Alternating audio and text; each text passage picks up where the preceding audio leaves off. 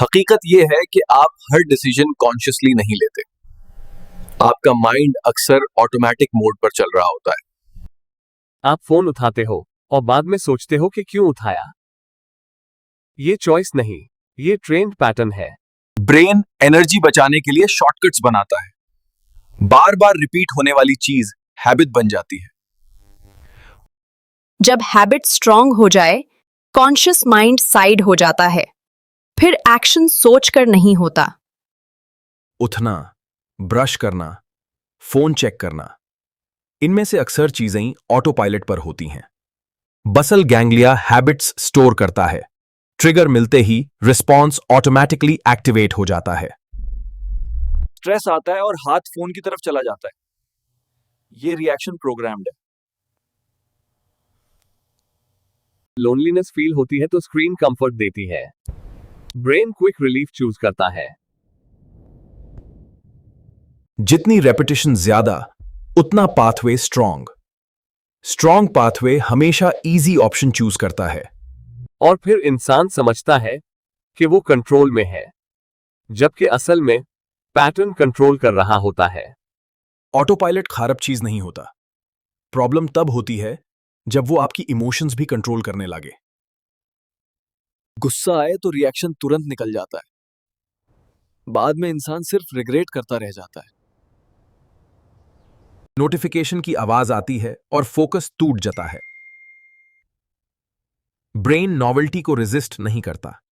हर छोटी excitement dopamine release करती है। ब्रेन उस फीलिंग को याद रख लेता है। फिर ब्रेन उसी चीज को दोबारा डिमांड करता है। इसी तरह कंपल्सिव बिहेवियर शुरू होता है। हर मोमेंट पर दो ऑप्शंस होते हैं, एक ऑटोमेटिक और एक इंटेंशनल। फॉर ट्रांसक्रिप्शन, डिफरेंस सिर्फ इतना है कि क्या आप रुककर सोचते हो या सीधा रिएक्ट कर देते हो। एक डीप ब्रेथ ऑटो पायलट को स्लो करता है। इसी पॉज में कंट्रोल वापस आता है। जब आप कॉन्शियसली चूज करते हो, डिसीजन मेकिंग ब्रेन एक्टिवेट हो जाता है। ये छोटी सी चॉइस इनसिग्निफिकेंट लगती है, लेकिन यही रीवायरिंग की शुरुआत होती है। रियल पावर लाउड नहीं होती। रियल पावर वो होती है जब आप रिएक्शन को डिले कर देते हो। जब आप तुरंत रिएक्ट नहीं करते, तब आप एनवायरनमेंट से ऊपर उठ जाते हो। ट्रांसक्रिप्शन, नोटिफिकेशन आई, लेकिन आपने सडन फोन नहीं उठाया। यही माइक्रो डिसिप्लिन है। हर डिलेड रिएक्शन पुराने पाथवे को वीक करता है। ब्रेन स्लोली अडेप्ट करता है। जब आप नया डिसीजन रिपीट करते हो, नया न्यूरल पाथ स्ट्रांग होने लगता है। छोटी प्रोडक्टिव चॉइस बोरिंग लग सकती है, लेकिन लॉन्ग टर्म में वही पावरफुल होती है। ऑटो पायलट को चेंज करना एक दिन का काम नहीं, यह डेली रेपिटेशन का रिजल्ट होता है। हर बार जब आप रुकते हो, आप अपनी आइडेंटिटी को रीशेप करते हो। टाइम के साथ इजी पाथ चेंज हो जाता है। जो मुश्किल था, वो नॉर्मल बन जाता है। ट्रांसक्रिप्शन, इसी प्रोसेस को कहते हैं रीवायरिंग, और रीवायरिंग ही मेंटल अपग्रेड है। ग्रेट माइंड्स अपनी इंपल्सेस को इग्नोर नहीं करते, वो उन्हें ऑब्जर्व करते हैं। ऑब्जर्वेशन रिएक्शन को स्लो करता है, और स्लो रिएक्शन क्लैरिटी लाता है। जब क्लैरिटी आती है, आप बेटर डिसीजन लेते हो। यह साइंस है, मोटिवेशन नहीं। कॉन्फिडेंस भी इसी से बनता है। कंट्रोल्ड एक्शन से सेल्फ ट्रस्ट डेवलप होता है। हर इग्नोर्ड डिस्ट्रैक्शन आपको मेंटली स्ट्रांग बनाती है। एनवायरनमेंट को कंट्रोल करो ताकि ऑटो पायलट वीक हो जाए।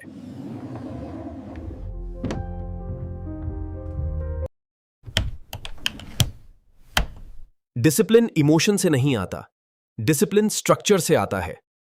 ट्रांसक्रिप्शन, जब सिस्टम स्ट्रांग होता है, विल पावर की जरूरत कम होती है।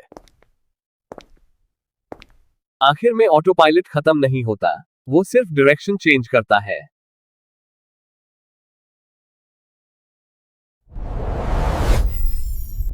अब ब्रेन इजी ऑप्शन वही समझेगा जो प्रोडक्टिव है। ये ही रियल मेंटल फ्रीडम है, रिएक्शन के बजाय कॉन्शियस चॉइस।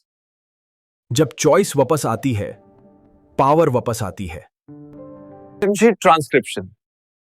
अब आप एनवायरनमेंट के स्लेव नहीं रहते, आप ड्राइवर बन जाते हो। ऑटो पायलट को तोड़ना रिबेलियन नहीं, अवेयरनेस है। अवेयरनेस ही सेल्फ मास्टरी का पहला स्टेप है। आज से हर ऑटोमेटिक एक्शन को नोटिस करो। बस 1 सेकंड रुक जाओ, ये सेकंड ही डिफरेंस बनाता है। इसी सेकंड में नया न्यूरल पाथ बनता है। रिपीट करो और ऑटो पायलट आपके फेवर में काम करेगा।